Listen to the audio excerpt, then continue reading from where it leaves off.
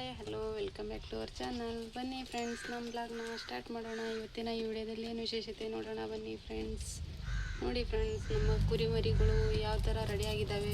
ನಾ ಶಾಲೆ ಬರೋಷ್ಟಿಗೆ ನೋಡಿ ಎಲ್ಲ ಸೊಪ್ಪು ಕಟ್ಟಲಿಕ್ಕೆ ರೆಡಿ ಆಗಿದ್ದಾವೆ. ಕಟ್ಟ್ರಿ ಬೇಗ ಸೊಪ್ಪು. ಇದು ನೋಡ್ರಿ ಫ್ರೆಂಡ್ಸ್, ನಮ್ಮದು ಕುರಿಗಳಿಗೆ ಸೊಪ್ಪು ಕಟ್ಟಿ ಆ ನಂತರ ಬೇರೆ ಕೆಲಸ ನಮ್ಮದು ರೆಡಿಯಾಗಿ ನಿಂತಿದ್ದಾವೆ ನೋಡಿ. ಇವಾಗ ಚಿನ್ನ का बोलते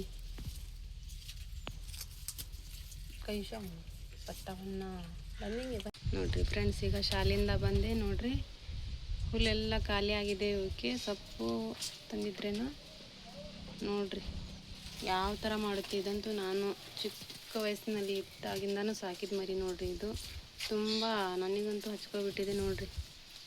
ನಾನು ಬರಂಗಿಲ್ಲ ನೋಡ್ರಿ ಇದಕ್ಕೆ ಮಾತ್ರ. ಯಾವ ಥರ ಮಾಡುತ್ತೆ ಅಂದರೆ ಅಷ್ಟು ಇಷ್ಟಪಡುತ್ತೆ ನೋಡ್ರಿ ನನಗೆ ಕುರಿಮರಿ ಮಾತ್ರ. ನೋಡ್ರಿ ಫ್ರೆಂಡ್ಸ್, ಶಾಲೆಯಿಂದ ಬರೋವರೆಗೂ ನೋಡ್ರಿ ಕಟ್ಟಿ ಹೋಗಿದ್ದು ಸೊಪ್ಪಿನ ಕಟ್ಟಿ ಕೂಡ ಬಿಡ್ತಾ ಇಲ್ಲ ನೋಡ್ರಿ. ಯಾವ ಥರ ಕಡ್ಕೊಂಡು ತಿಂತದಾವಂತೆ ಕುರಿ. ಬೇಸಿಗೆಯಲ್ಲಿ ಸ್ವಲ್ಪ ಹುಲ್ಲು ಕಡಿಮೆ ಆಗಿಬಿಟ್ಟಿದೆ, ಅದಕ್ಕೆ ಸೊಪ್ಪು ಕೊಯ್ಕೊಂಡು ಬರ್ತಾ ಇದ್ದಾರೆ. ಅದು ಕೂಡ ಸಾಲ್ತಾ ಇಲ್ಲ ಅವಕ್ಕೆ ನೋಡ್ರಿ. ಯಾವ ಥರ ಒಣಗಿಸ್ಕೊಂಡು ಕುಂತಿದ್ದಾವೆ ಕಟ್ಟಿಗೆನ. ಇವು ಸೊಪ್ಪು ಕಟ್ಬೇಕು ಸ್ವಲ್ಪ. ಇದನ್ನು ತೆಗೆದು ನೋಡ್ರಿ, ನಾನು ಹೋಗಂಗಿಲ್ಲ ಈಗ ಮೇ ಅಂತವೆ.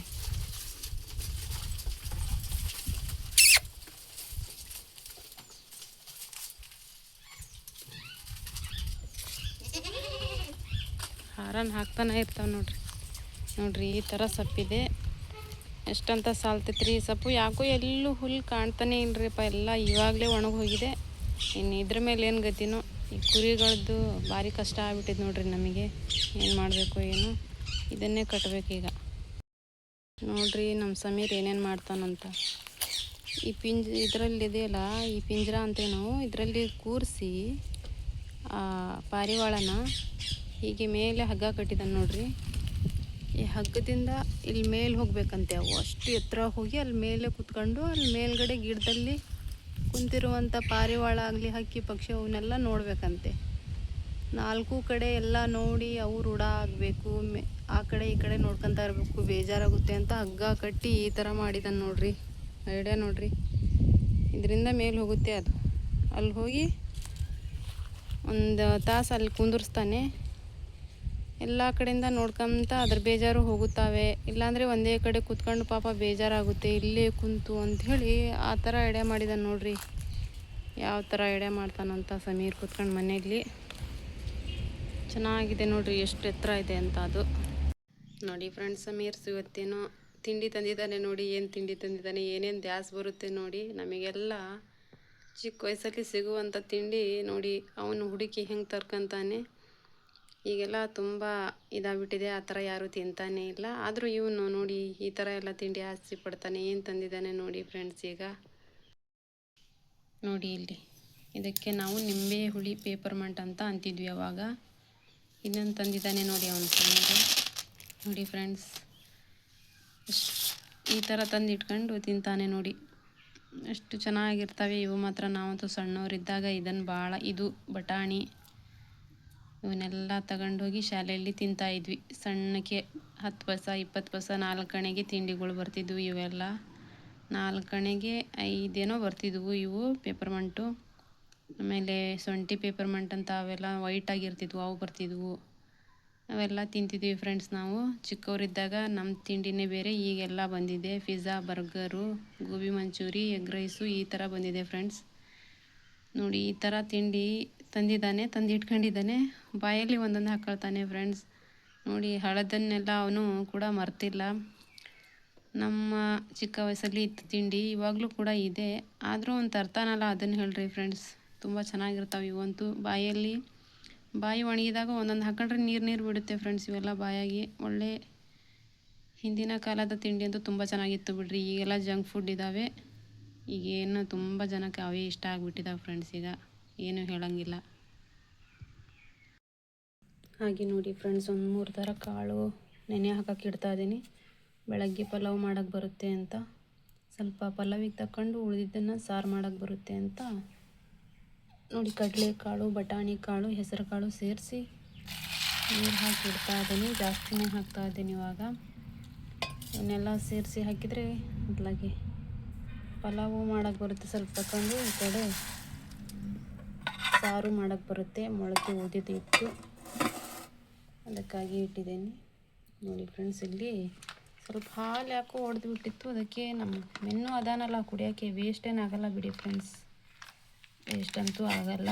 ಮೆನ್ನು ಇದಾನೆ ರೆಡಿಯಾಗಿ ಕುಡಿಯೋಕ್ಕೆ ಹಾಲು ಮಾತ್ರ, ಅದಕ್ಕೆ ಅವನಿಗೆ ತೆಗೆದಿಟ್ಬಿಟ್ಟಿದ್ದೀನಿ ಒಡೆದಿದ್ದ ಹಾಲು. ಮಜ್ಜಿಗೆ ಪಾಕಿಟ್ ತಂದೈತ ಸಮೀರ್. ಈಗ ಸಂಜೆಗೆ ಏನು ಸಾರು ಮಾಡಬೇಕಂದ್ರೆ ನೋಡಿ, ನುಗ್ಗೆಕಾಯಿ ಬೇಳೆ ಸಾರು ಮಾಡಬೇಕು. ಅದಕ್ಕೆ ನುಗ್ಗೆಕಾಯಿ ತಗೊಂಡಿದ್ದೀನಿ ಇವಾಗ. ಬೇಸಿಗೆಯಲ್ಲಿ ಇದೆ ಅಲ್ಲ ಜಾಸ್ತಿ ಸಿಗೋದು ಈಗ ನುಗ್ಗೆಕಾಯಿ, ಆದರೂ ಈ ಬಿಸಿಲಲ್ಲಿ ಹೊಟ್ಟೆಲೆಲ್ಲ ಉರಿ ಬರುತ್ತೆ ಬಿಡಿ ಫ್ರೆಂಡ್ಸ್. ಇದನ್ನೆಲ್ಲ ನುಗ್ಗೆಕಾಯಿ ಸಾಂಬಾರು ಮಾಡೋದಿರಲಿ ಜಾಸ್ತಿ ನನಗಂತೂ ಸೇರಲ್ಲ ಬಿಡಿ. ಈಗ ಏನು ತಂದಿರ್ತಾರಲ್ಲ ಸಂತೆಯಿಂದ ಮಾಡೋದಷ್ಟೇ. ಚೆನ್ನಾಗಾಗುತ್ತೆ ಅಂದರೆ ನುಗ್ಗೆಕಾಯಿ ಸಾರು ಚೆನ್ನಾಗಾಗುತ್ತೆ. ಅದಕ್ಕೆ ಟಮಾಟೆ ಹಣ್ಣು ಜಾಸ್ತಿ ಹಾಕಿದರೆ ಚೆನ್ನಾಗುತ್ತೆ ಫ್ರೆಂಡ್ಸ್. ಇದೇ ನೋಡಿ ಇವಾಗ ಸಾರು ಮಾಡಬೇಕು ನಾನು, ನುಗ್ಗೆಕಾಯಿ ಬೇಳೆ ಹಾಕಿ. ನೋಡ್ರಿ ಫ್ರೆಂಡ್ಸ್, ಆ ಪಾರಿವಾಳದ ನೀರು ಬಿಡ್ತಾ ಇಲ್ಲ ನೋಡ್ರಿ. ನಮ್ಮ ಕುರಿ ಕಟ್ಟಕ್ಕಂತ ಸಮೀರ್ ಬಿಟ್ಟಿದ್ದ ನೋಡ್ರಿ, ಇಲ್ಲಿ ಅದ್ರಾಗಿನ ನೀರು ಕುಡಿಯಾಕ ಕುಂತೈತೆ ನೋಡ್ರಿ. ಆ ಪಾರಿವಾಳ ನೋಡ್ರಿ ಅದ್ರಾಗ ಹೊಕ್ಕೋಗ್ಬಿಡ್ತಾವ. ನೋಡ್ರಿ ಹೆಂಗೆ ಓಡ್ತಾವ ಸಿಕ್ಕಾಪಲ್ಲ. ಅದ್ರಾಗಿಂದ ಎಲ್ಲ ನೀರು ಕುಡ್ಕೊಂಡು ಹೋದು ನೋಡ್ರಿ. ಆ ಪಾರಿವಾಳ ಹೋಗಿ ಒಳಗೆ ಕುತ್ಕೊಬಿಟ್ಟಾವ ಅಲ್ಲಿ ಹೆದ್ರಿ. ಚಾಂದು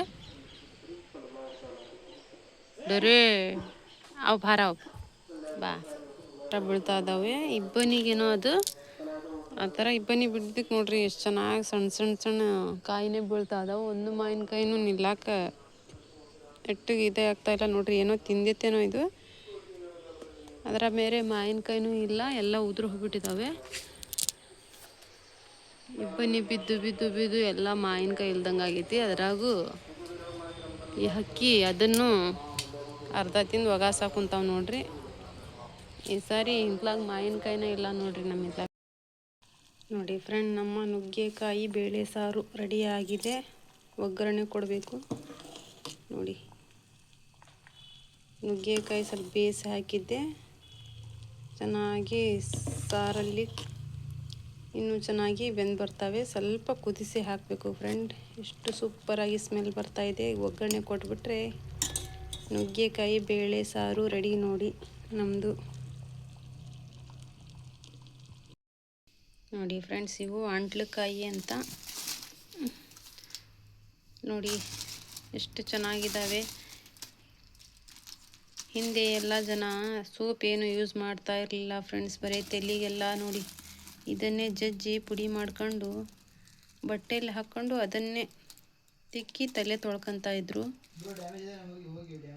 ಇವಾಗ ನೋಡಿ ಸೋಪು ಅದು ಇದು ಬಂದುಬಿಟ್ಟಿದೆ ನೋಡಿ ಫ್ರೆಂಡ್ಸ್. ಬರೀ ಆ ಸೋಪು ಈ ಸೋಪು ಅಂತ ಕೆಮಿಕಲ್ ಎಲ್ಲ ಮಿಕ್ಸ್ ಆಗಿರ್ತವೆ ಸೋಪ್ಗಳಲ್ಲಿ. ಅವನ್ನೆಲ್ಲ ಹಚ್ಕೊಂಡು ಈಗ ತಲೆಯಲ್ಲಿ ಕೂದಲೂ ಇರ್ತಾಯಿಲ್ಲ, ಎಲ್ಲ ಉದುರ್ದು ಹೋಗ್ತಾ ಇದ್ದಾವೆ ನೋಡಿ. ಇದ್ರ ಮುಂದೆ ಯಾವುದೂ ಅಲ್ಲ ನೋಡಿ. ಇದು ಚೈನಾಗಿನ ಎಲ್ಲ ನೆನೆ ಹಾಕಿ ಇದರಲ್ಲಿ ತೊಳೆದ್ಬಿಟ್ರಂತೂ ಎಷ್ಟು ಚೆನ್ನಾಗಿರ್ತವೆ ಫ್ರೆಂಡ್ಸ್. ನಾನು ಸ್ವಲ್ಪ ತರಿಸ್ಕೊಂಡಿದ್ದೆ, ಅಲ್ಲಿ ಗಿಡದಲ್ಲಿ ಇದ್ದಾವೆ ಅಂತ ಹೇಳಿದರು ನಮ್ಮ ಮನೇಲಿ. ನನಗೊಂದು ಸ್ವಲ್ಪ ತಂದುಕೊಡ್ರಿ ಅಂದಕ್ಕೆ ತಂದುಕೊಟ್ಟಿದ್ದು. ನಾನು ಸ್ವಲ್ಪ ಚೈನ ಎಲ್ಲ ಹಾಕ್ಕೊಂಡು ತೊಳ್ಕೊಳಕ್ಕಾಗುತ್ತೆ ಅಂತ ಇಸ್ಕೊಂಡಿದ್ದೆ ನೋಡಿ. ಈಗ ಬಂಗಾರ ಅಂಗಡಿಯಲ್ಲೂ ಕೂಡ ಈ ಒಂದೆರಡೆರಡು ಹಾಕ್ಕೊಂಡು ಜಜ್ಜಿ ಈಗ ಚೈನ ಎಲ್ಲ ತೊಳಸ್ತಾರಲ್ಲ ಫ್ರೆಂಡ್, ಅವರೆಲ್ಲ ಇನ್ನೂ ಯೂಸ್ ಮಾಡ್ತಾ ಇದ್ದಾರೆ ನೋಡಿ. ಇದನ್ನ ಇನ್ನೂ ಹಳೆ ಕಾಲದ್ದೆಲ್ಲ ಅವರು ಬಿಟ್ಟಿಲ್ಲ. ಬಂಗಾರ ಅಂಗಡಿಯಲ್ಲಿ ಇವು ಸಿಗ್ತಾವೆ. ಹಳ್ಳಿಗಳಲ್ಲಿ ಕೂಡ ಮನೆಗಳಲ್ಲಿ ಸ್ವಲ್ಪ ಸಿಗ್ತಾವೆ. ಸ್ವಲ್ಪ ಜನ ಸೋಪು ಸೆಂಟು ಅದು ಇದು ಬಳಸ್ತಾರೆ. ಹಳೆ ಕಾಲದ ಜನ ಇನ್ನೂ ಅಂಟ್ಲಕಾಯಿ ಇವೆಲ್ಲ ಬಿಡಲ್ಲ ನೋಡ್ರಿ ಫ್ರೆಂಡ್ಸ್. ಇವಂತೂ ತುಂಬ ಒಳ್ಳೆ ಚೆನ್ನಾಗಿ ಬೆನಿಫಿಟ್ ಇದ್ದಾವೆ ಫ್ರೆಂಡ್ಸ್. ಇದರಿಂದ ತುಂಬ ಒಳ್ಳೆ ಕೂಡ ಇದು ನೋಡಿ. ಎಷ್ಟು ಚೆನ್ನಾಗಿ ಅಂಟಂಟಾಗಿದ್ದಾವೆ. ಒಣಗಿದರೆ ಎಷ್ಟು ಚೆನ್ನಾಗಿರ್ತವೆ. ಅದನ್ನ ಜಜ್ಜಿ ನೆನೆ ಹಾಕಿದ್ರಂತೂ ಎಷ್ಟು ನೊರೆ ಆಗುತ್ತೆ ನೋಡಿ ಫ್ರೆಂಡ್. ಇದು ತುಂಬ ನೊರೆ ಅಂದರೆ ತುಂಬ ಚೆನ್ನಾಗಿರುತ್ತೆ. ಸ್ಮೆಲ್ ಕೂಡ ಎಷ್ಟು ಚೆನ್ನಾಗಿದ್ದಾವೆ ಫ್ರೆಂಡ್. ಇದು ನೋಡಿ ಫ್ರೆಂಡ್ಸ್, ಒಬ್ಬರ ಮನೆಯಿಂದ ನಂಗೆ ಆರ್ಡ್ರ್ ಬಂದಿದೆ ಆರಕ್ಕೆ ಮಾಡೋಕ್ಕಾಗಿ. ಅದಕ್ಕೆ ಮಾಡ್ತಾ ಇದ್ದೆ ನೋಡಿ. ನನ್ನ ಬೆರಳಲ್ಲಿರೋ ಬಣ್ಣ ನೋಡಿ ನನಗೂ ಮಾಡಿಕೊಡ್ರಿ ಅಂತ ಬಂದಿದ್ದಾರೆ. ಅದಕ್ಕಾಗಿ ಹ್ಞೂ ಅಂತ ಒಪ್ಕೊಂಡಿದ್ದೀನಿ. ಹಾಗೆ ಹೇಳಿದೆ ಫ್ರೆಂಡ್ಸ್, ಆರ್ಡ್ರ್ ಬಂದಿಲ್ಲ.